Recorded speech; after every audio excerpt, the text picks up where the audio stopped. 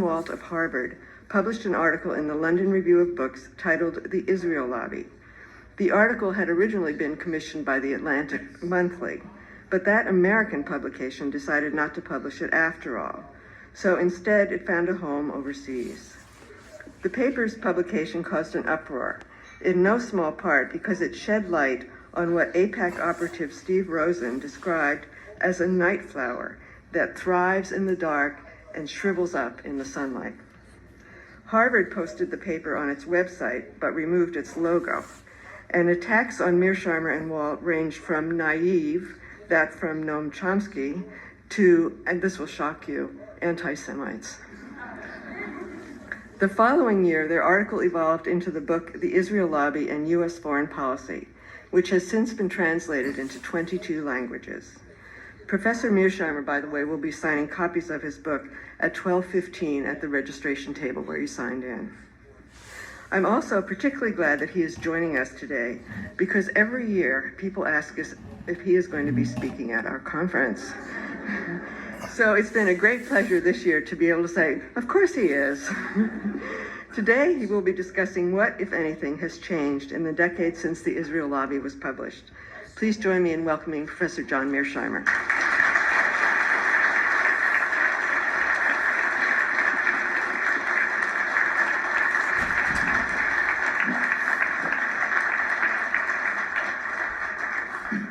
Thank you for the kind introduction. It's a great pleasure to be here today to speak before this distinguished audience. I would like to thank IRMEP and the Washington Report for inviting me to give this talk. Of course, I thank all of you for coming out to hear me and the other speakers. I would like to focus my talk on what has transpired regarding the Israel Lobby and the U.S.-Israeli relationship in the 10 years since Steve Walt and I wrote The Israel Lobby and U.S. Foreign Policy. My talk's comprised of 4 parts. I'll begin by briefly restating the core arguments in our book. I'll then describe 4 major changes that have taken place regarding the lobby and the U.S.-Israeli relationship over the past decade. I will then describe what has not changed and conclude by speculating about the future. The central argument in the book is that the United States has a special relationship with Israel that has no parallel in modern history, and it is almost wholly due to the lobby. What makes Israel's relationship with the United States extraordinary is not simply the fact that Israel has received more foreign aid than any other country, or that Washington almost always backs Israel diplomatically. What makes it truly special is that the aid is given unconditionally. In other words, Israel gets this aid even when it does things that the United States opposes, like building settlements in the West Bank. This discussion raises the obvious question: why does the United States give Israel so much aid and without any conditions? Israel's supporters sometimes argue that it is because Israel is a vital strategic asset. This is not a serious argument. In fact, giving Israel nearly unconditional support is one of the reasons we have a terrorism problem. Others argue that there's a moral rationale for the special relationship. Israel is said to be a democracy that shares our values. The two countries certainly share some values, but Israel is a Jewish state which clearly privileges its Jewish citizens. Non-Jews are second-class citizens in both theory and practice. The United States, on the other hand, is a liberal democracy that works hard to treat all of its citizens equally. It certainly is not a Christian state that treats non-Christians as second-class citizens. Indeed, that kind of discrimination, which is part of Israel's essence, is antithetical to the American way of life. Furthermore, Israel's treatment of the Palestinians in the occupied territories is sharply at odds with U.S. values. Finally, there's the claim that the American people have such a favorable view of Israel that they demand their politicians back the special relationship. This argument, however, is not persuasive. if you look at the survey data on how the American public thinks about Israel, as Grant made clear before I spoke.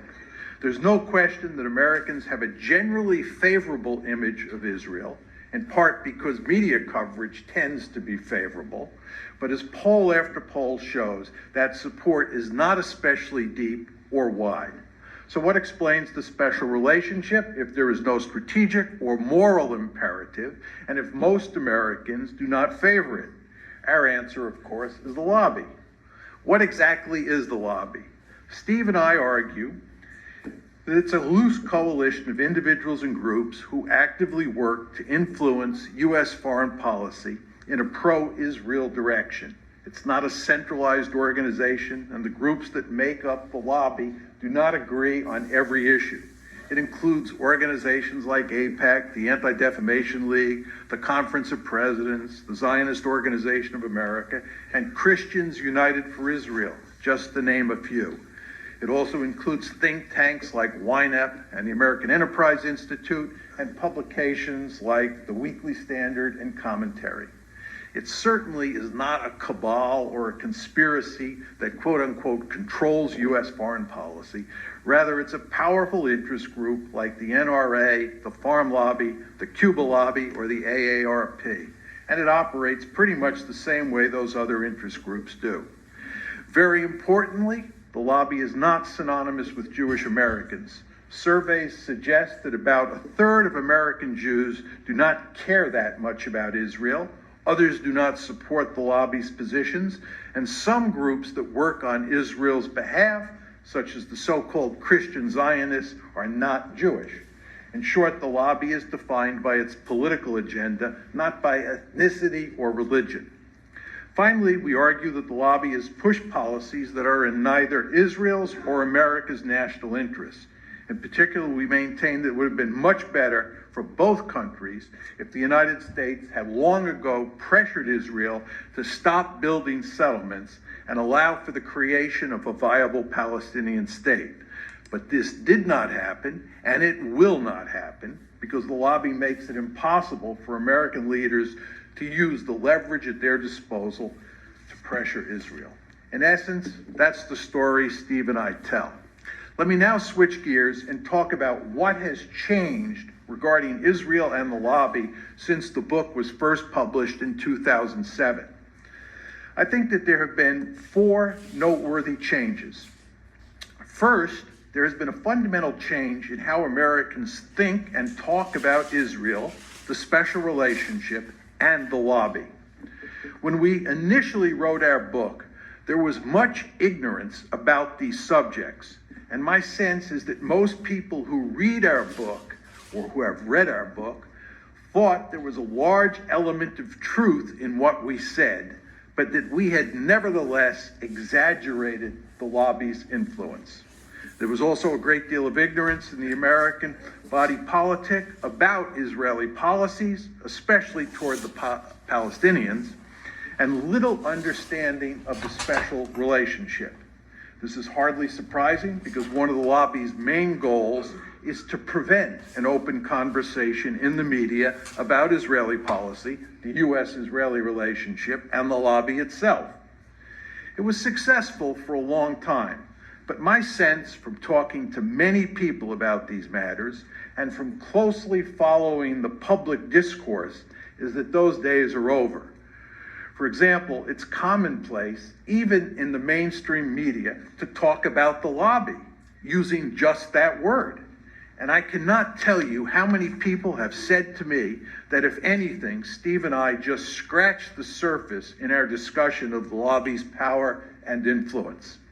I might add that there is now more discussion of Israel's policies and actions in the American media. And if you read the comments section that follow many newspaper stories, you will see that there are a substantial number of Americans who are critical of Israeli behavior, especially toward the Palestinians. And only someone who is blind and deaf would not recognize that the United States is deeply committed to defending Israel's behavior at almost every turn. In short, there is much more awareness of these critical issues today than there was a decade ago. What's caused this change? I think that our original article and the book helped. Both attracted an enormous amount of attention.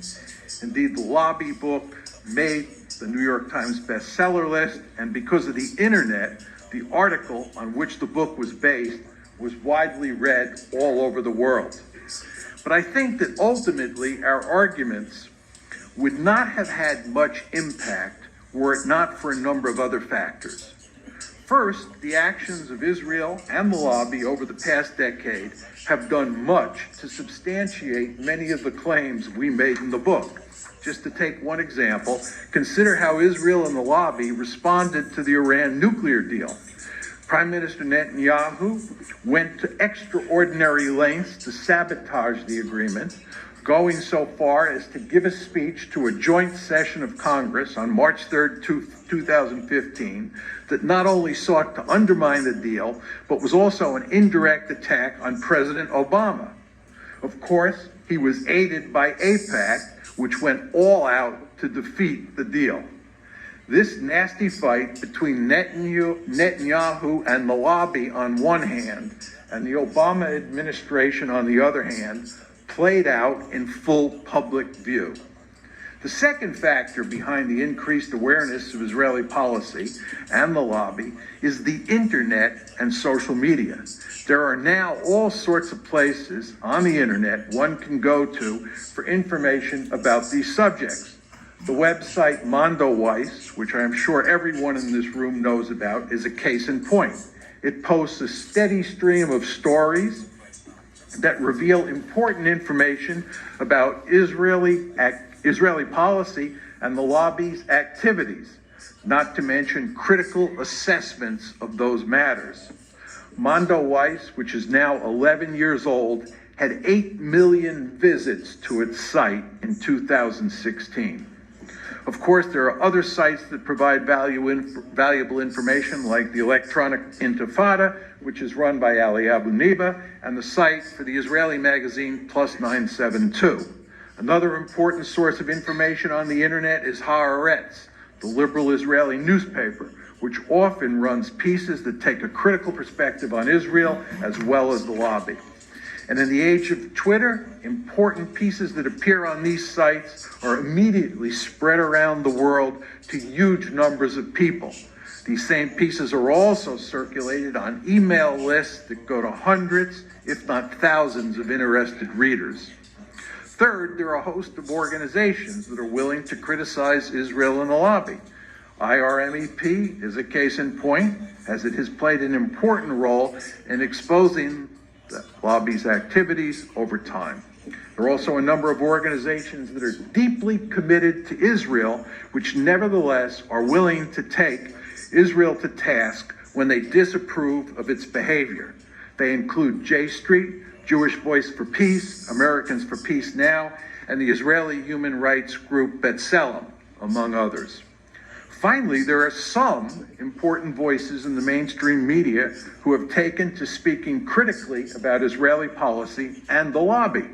The most important person in this regard is Peter Beinart, who wrote a very influential article in the June 2010 issue of the New York Review of Books entitled "The Failure of the American Jewish Establishment," which is critical of the Lobby for aiding and abetting Israel's misguided policies in the occupied territories.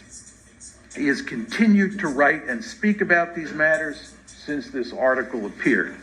And before Beinart, there was the late Tony Judt, who offered searing criticisms of Israel and its American defenders. Of course, there are a number of other key figures in the mainstream media who have occasionally taken aim at both Israel and the Lobby over the past decade. They would include Roger Cohen, Thomas Friedman, and Nicholas Kristof of the New York Times, as well as Jon Stewart of Daily Show fame. In sum, I think there has been a significant change in how Americans think and talk about Israel since our book appeared. The second big change is that Israel's image in the West, especially in the United States, has suffered serious damage over the past decade. This is due in part to the fact that information about Israel is more readily available now than it was in the past, thanks in good part to the internet and social media. But it is also a result of the fact that things have been changing inside of Israel in recent years.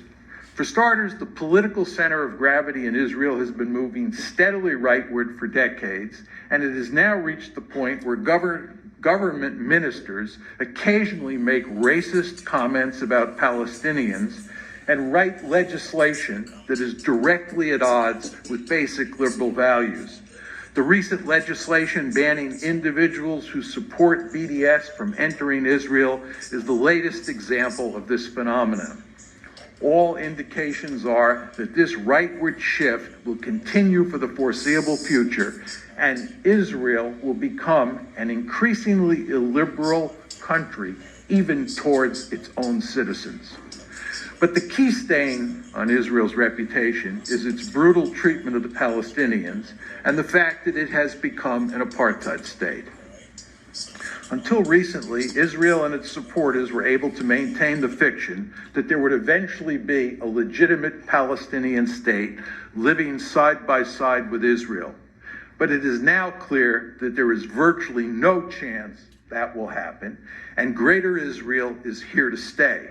And that Greater Israel, as Richard Falk and Virginia Tilley make clear in an important new UN study, is already an apartheid state. Israel and its defenders vehemently deny that fact, but even among Israelis, it's not unusual to hear Israel described as an apartheid state. For example, two former Israeli prime ministers, Ehud Barak and Ehud Olmert, have said that if there is no two-state solution, there will be, Israel will, to quote Olmert, face a South African-style struggle. Well, there is no two-state solution. Speaking of South Africa, there are a number of individuals who were well acquainted with the situation in that racist state before it collapsed, who believe that the situation in Israel is worse. John Duggard, the eminent South African law professor, says that the crimes against the Palestinians are, to quote him, infinitely worse than those committed by the apartheid regime in South Africa, end of quote. He is hardly the lone voice in that regard.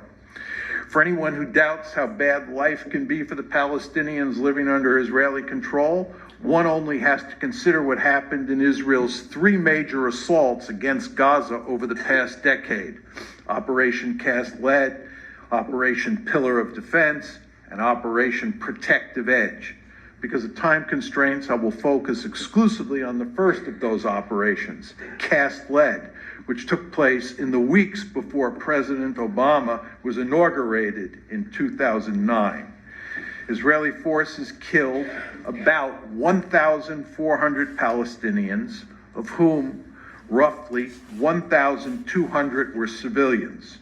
350 of those civilians were children. In contrast, 13 Israelis were killed. The ratio of Palestinians to Israelis killed in that operation is 108 to 1. That's not a war in my lexicon, that's a massacre. I might add that 6,300 Palestinian homes were destroyed, contributing to the 600,000 tons of rubble that littered Gaza when the shooting ended. The UN commissioned an investigation in the wake of that conflict, which was headed by the distinguished South African jurist Richard Goldstone. The final report concluded that Israel had engaged in, quote, a deliberately disproportionate attack designed to punish, humiliate, and terrorize a civilian population, end of quote. It went on to accuse Israel of committing war crimes and possible crimes against humanity. There are other signs of serious trouble in Israel. Especially worrisome are the racist attitudes among large segments of Jewish Israeli youth. Given these attitudes, it is hardly surprising that a year ago today, a young Israeli soldier shot and killed a wounded and defenseless Palestinian. Equally unsurprising, there was a huge outcry in Israel when he was indicted and later convicted of the reduced charge of manslaughter. Press reports from Israel make it clear that many Israelis thought his behavior was justified and that it was hardly an isolated incident. He simply had the misfortune of getting caught on film. The fact that the shooting was captured on film virtually guaranteed that it would go viral on social media and further damage Israel's image. The bottom line is that the days when Israel was seen as a morally upright David taking on an evil Goliath are over. The damage to Israel's reputation probably started in 1982 when it invaded Lebanon, but it has accelerated at a marked pace over the past decade. The third big change involves changes within the American Jewish community. One of the most important developments in recent years is a shift in the balance of power between the mainstream organizations in the lobby that reflexively support Israel's policies towards the Palestinians and a more progressive set of organizations that are determined to find a way to make peace between the two sides. The divide between those groups has long been present, but the balance of power between them has always been lopsided in favor of the organizations that support Israel no matter what it does. That situation, however, has begun to change, especially with the rise of J Street, which was created in November 2007 as a home for individuals with progressive views on Israel. It not only has a high profile, but it also is willing to criticize Israeli policies in the occupied territories and actually take on the hardline organizations in the lobby. J Street is surely not as powerful as an organization like AIPAC, but the mere fact that it has survived and is thriving shows that times are changing. After all, a similar organization called Brera was established in 1973, but the mainline forces in the lobby quickly crushed it. Not only has J Street survived, but there is good reason to think that it will grow in strength over time as increasing numbers of American Jews look to join institutions that challenge Israel's repressive policies towards the Palestinians. In addition to these changes in the Jewish establishment, there are changes taking place in the broader American Jewish community that do not bode well for either the lobby or Israel. In particular, it seems clear that younger Jews are not as committed to Israel as their parents and grandparents. For example, a Pew survey from 2013 found that among Jews who are 65 years or older, 53% say that caring about Israel is essential to being what Jewish means to me. That's 65 years or older, 53%. In contrast, 32% of American Jews under the age of 30 held a similar view. That is a gap of 21 percentage points. It seems likely that support for Israel in the American Jewish community, which has been weakening over the past decade, will weaken even more in the years ahead as generational change continues. Lastly, there's been an important change in Israel's support within the United States. For purposes of background, it's important to re-emphasize that public support for Israel in the United States has never been particularly strong. One way that the lobby deals with this thin support is to have significant influence both inside the Democratic and Republican parties. In essence, the lobby has worked hard to make sure that Israel enjoys strong bipartisan support and is not strongly backed in one of the major parties, but not the other. The lobby was successful in this regard for a long time, but that bipartisan support has begun to erode over the past decade as support for Israel inside the Democratic Party has plummeted. At the same time, it has grown substantially inside the Republican Party. In a Pew poll from this past January, only 33% of Democrats said they sympathize more with the Israelis than the Palestinians, while 74% of Republicans said they sympathize more with Israel than the Palestinians. This is a gap of 41 percentage points. In short, there has been a marked erosion in support for Israel within the Democratic Party in recent years, which raises serious questions as to whether the lobby will be able to maintain bipartisan support for the special relationship in the years ahead. Let me switch gears again and now focus on what has not changed over the past decade. Three things have not changed. First, the lobby is as powerful as ever. One might be tempted to see the lobby's defeat on the Iran nuclear issue as evidence that its power is waning. But that would be a mistake. The lobby does not win every time, and it is most likely to lose when it is pushing the United States to do something that might get it into a war. The Iran deal fits squarely in that category. Its failure to make a deal with Tehran would have sharply increased the chances that the United States would have attacked Iran's nuclear facilities. Where the lobby almost always wins is on matters relating to the Palestinians and financial support for Israel. The fact that the Obama administration could do virtually nothing to get Israel to move toward a two-state solution, yet still opted to provide Israel with $38 billion in aid over the next decade is clear evidence that the lobby remains very powerful. It's important to understand that the key to the lobby's success is that it focuses mainly on influencing high-level policymakers and opinion makers, as well as the elites in both political parties, not the rank and file. I noted earlier that there has been a significant decrease in support for Israel within the Democratic Party. The reason that change has had little effect on policy is that the elites in the Democratic Party remain deeply committed to the special relationship. They fear the lobby will target them if there is any evidence they are wavering in their support for Israel. One might think that politicians who are supposed to place the American national interest above the interest of all other countries would stand up to the lobby when it pushes policies that they know are not good for the United States. Former Secretary of Defense Robert Gates explains why this does not happen.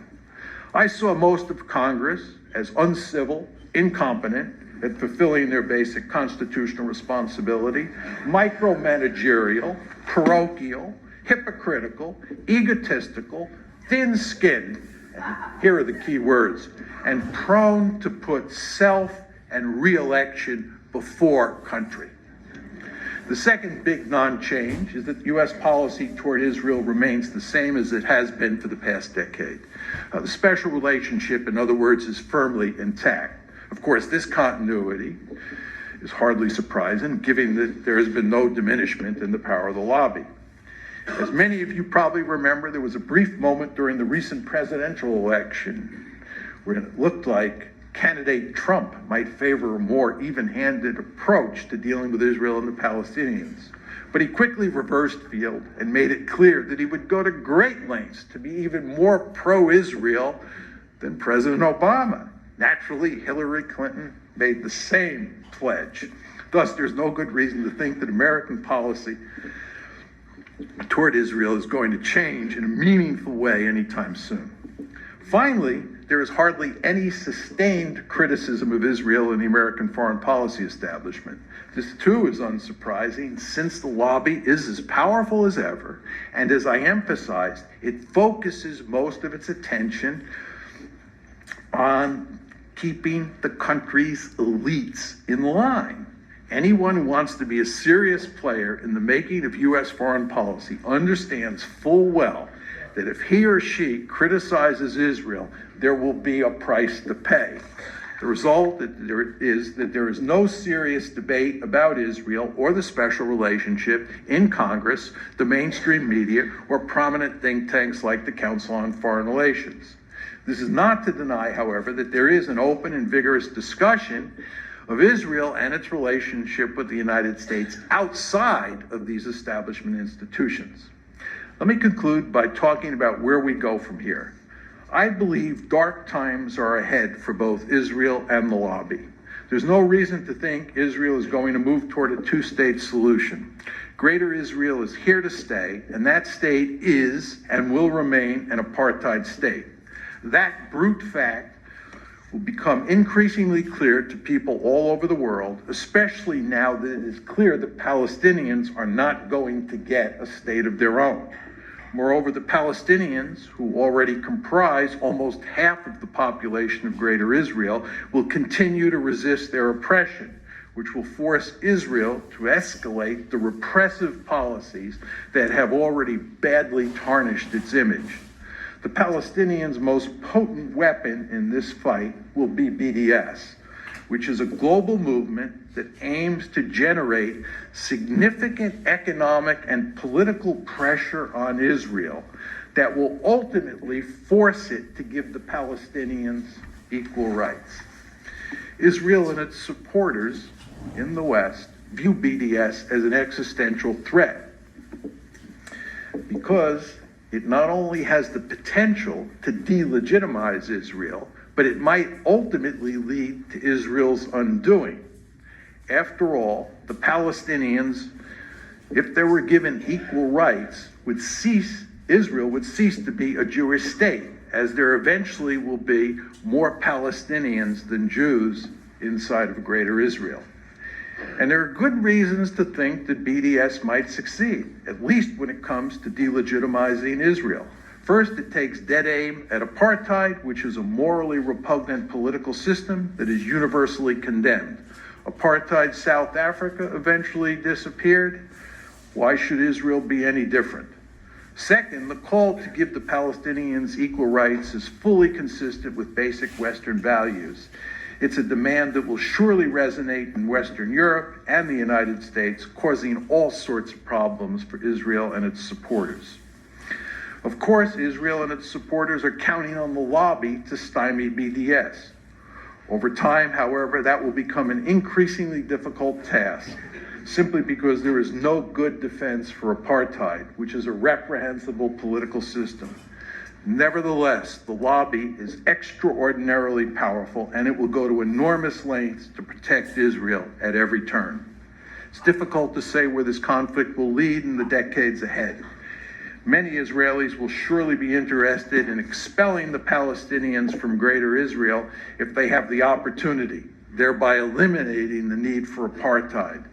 But that outcome is unlikely because there are now more than 6 million Palestinians living within Greater Israel's borders, and they would surely put up fierce resistance if Israel tried to expel them from their homes.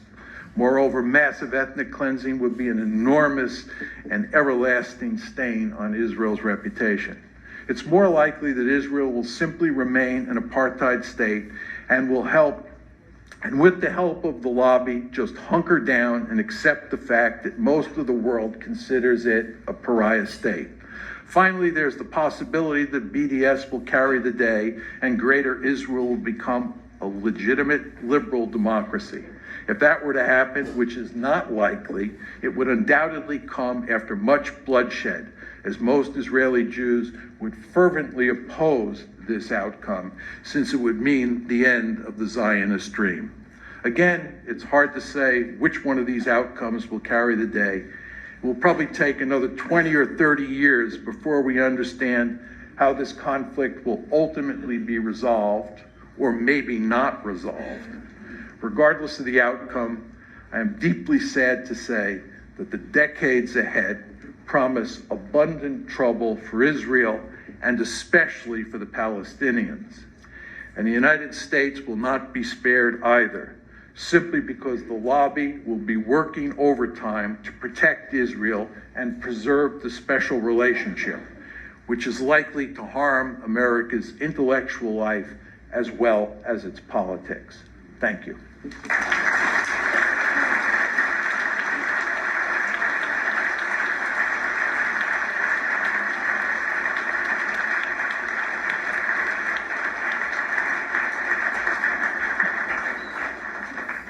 Thank you very much, Dr. Mearsheimer. We have several questions. I want to start with one of my own.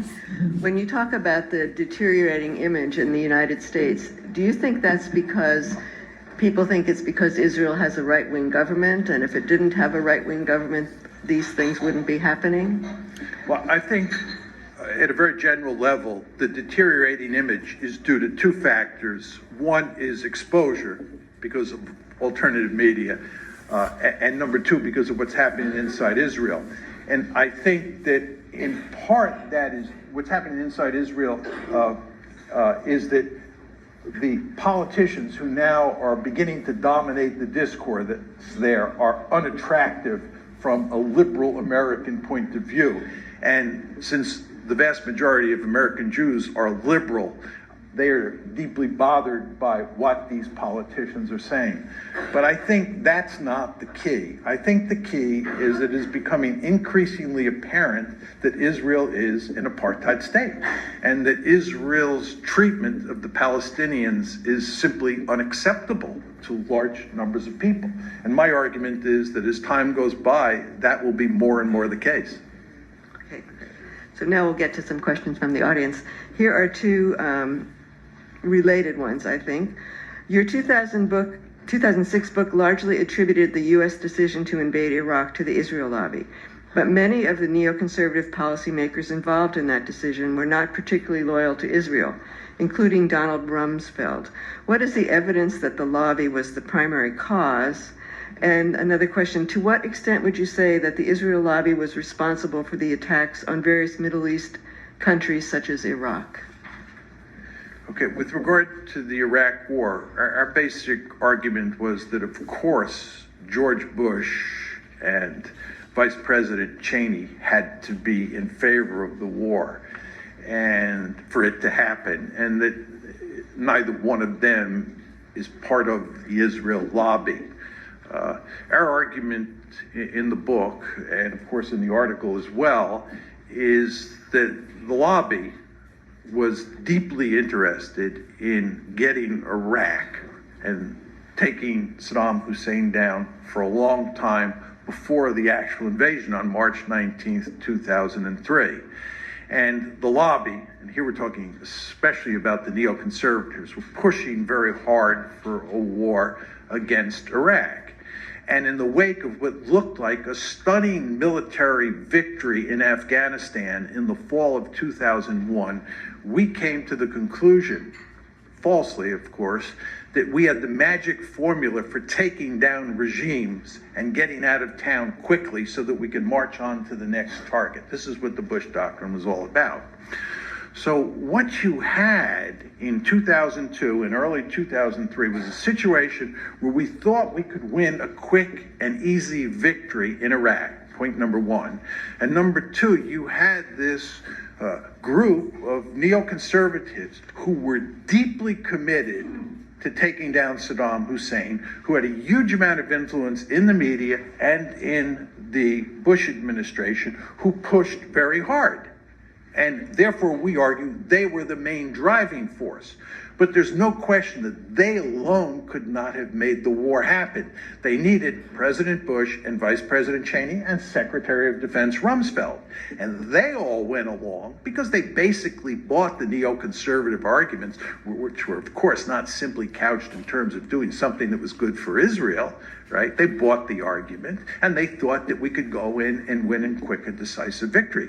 They were wrong. We jumped into a quagmire, and furthermore, they were wrong in the sense that we had not won a decisive victory in Afghanistan. We had won a temporary victory, and the Taliban eventually came back from the dead. So we had two huge disasters on our hand, which still exist today, one being Afghanistan, two being Iraq, and of course, as a result of the Iraq War, in part, Syria has turned into a disaster as well. Okay, here's a question about your professional career. What has been the evolution or impact of your book and your principled, outspoken views on your career? Has your university been uniformly supportive of your academic freedom? I think that there's no question that for both Steve at Harvard and for me at the University of Chicago, we've not been punished in any significant way. at either Harvard or at the University of Chicago, and both universities have fully supported our right to speak out on this issue and other issues. American universities are actually excellent when it comes to freedom of speech issues in almost all cases, not every case, but in almost all cases. And we were taken care of in that regard. Larry Summers was the president of Harvard at the time, and he defended Steve down the line, and the key officials at Chicago did the same with me. It's very hard to say exactly how much of an impact writing that book had on our professional lives. I would note that just in my own case, I've written a number of other controversial pieces on controversial subjects that have gotten me into trouble. For example, I argue that with regard to the present crisis in U.S.-Russian relations, that we, the United States, are principally responsible for creating that crisis. The Ukraine crisis was not the result of Vladimir Putin's doings. It had to do with the fact that the West, and especially the United States, were very interested in making Ukraine a Western bulwark on Russia's doorstep. And the Russians long made it clear that that was unacceptable. And it was our policies that led to the crisis. Now, you can agree or disagree with that, but that view is a minority view, I can tell you. There are probably about 5 people in the United States who believe that. So there are a lot of people who are angry at me for that, right? And it's hard to tell how much of the trouble I have getting speaking engagements here and there, or getting put on, this board or that board, is due to the fact that I wrote the Israel Lobby, or due to the fact that I have, been controversial on other issues as well. But I think just in general, without going into any details, there are surely a number of opportunities that we were not afforded because we wrote the article and the book. Well, I think we're out of time. I'm tempted to ask you more questions, but I think we're on a pretty tight schedule. So thank you so very much again. My pleasure. Thank you.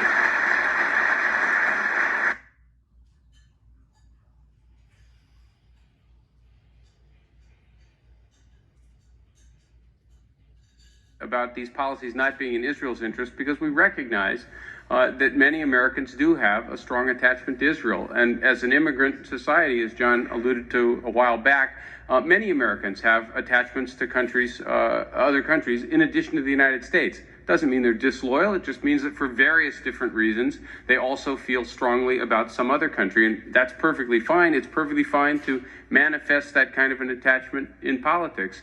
And what we want people who are ardently attached to Israel, as well as being loyal to the United States, to think about is whether or not the policies that some of them have been advocating have been good for Israel.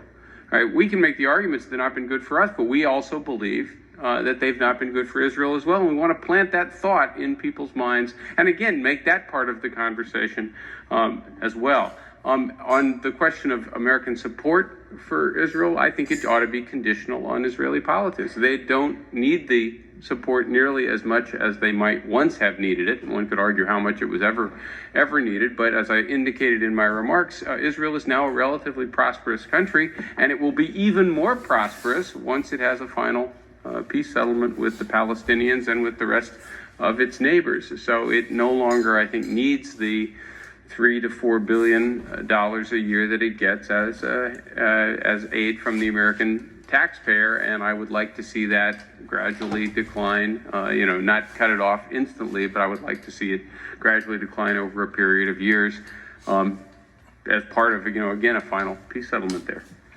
This is John Mearsheimer. With regard to the question on Iran, the United States would care about Iran acquiring nuclear weapons even if there was no state of Israel. And there